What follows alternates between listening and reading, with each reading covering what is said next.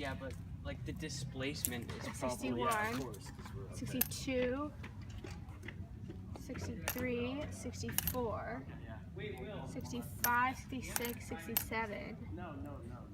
68, 68. For our experiment, we did the sinking ship one with the pennies, and we knew that the density of water is 1 grams per centimeters cubed. And so for our equation, we found the density of the boat and the pennies, and we found the density that would be 1 penny less than 1 so that it would float.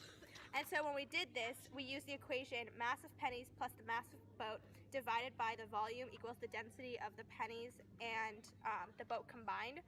So when we first started the project in the 3 categories, for the no, we had that density equals mass divided by volume. For the wonder, we wanted to know what the volume of the boat was, how to calculate buoyancy, and what is the mass of both the cup and the pennies.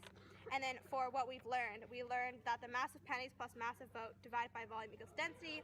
We learned that the density of water is 1 gram per centimeter squared. We learned that the mass of 1 penny is 2.5 grams. And we learned that if the density of the boat is less than the density of water, it will float.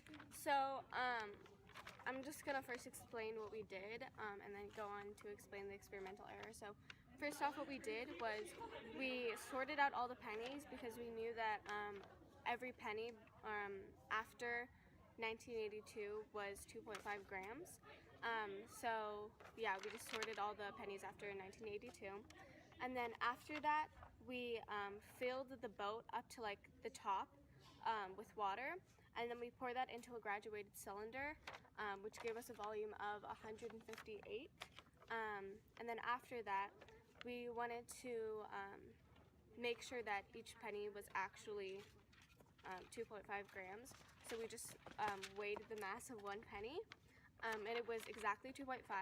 And then after that, we had to find the mass of the boat. So we like dried off all the water, and then we got it to 5.3 grams. Yeah. And then once we had all those numbers, we just plugged in different amounts of pennies. So the mass of the pennies, we did just different amounts of pennies times the mass, which is 2.5. And we just kept plugging that into the equation until our density was 1 penny less than 1, and our density ended up being about 0.988. Okay, so for our experimental errors, since we weren't allowed to calculate the mass of all the pennies that, like all the 61 pennies, the mass could have been different just because some of the pennies were in different conditions. Some had paint on them, some were just like older, so they could have been a different mass.